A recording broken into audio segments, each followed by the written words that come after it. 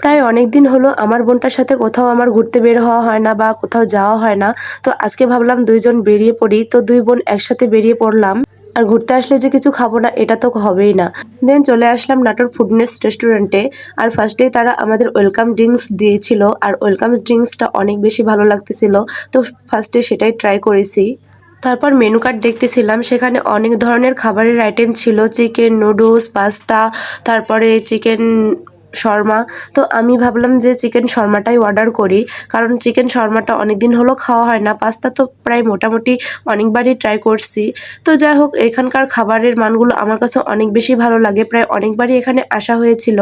খাবার অর্ডার করার পর অনেকক্ষণ যাবৎ বসেছিলাম, সময় কাটতেছিল না। তো অনেক লেট হচ্ছিল, হয়তো তারা খাবার রেডি করতে অনেক বেশি লেট করে ফেলছে। তো দুই বোন বসে বসে একটু ঢং করতেছিলাম, দুই বোনের হাত দেখতেছিলাম আর বলতেছিলাম কার মেহেদি কত সুন্দর।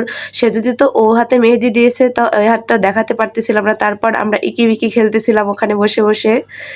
আমরা দুই বোন যখনই বাহিরে যাই আমাদের তো ঝগড়া খুনসুটি থাকবেই, আর ইয়ার্কি ফাজলামো তো বলতেই নেই। দেন শর্মা আমাদের কাছে চলে আসছে, আর শর্মার লুকটা প্রায় দেখতেই পাচ্ছ। তারপর এখানে ছুরি কাঁটা চামচ দিয়ে দিচ্ছিল, আর আমি এখানে স্লাইস করে এগুলো কেটে কেটে নিচ্ছিলাম।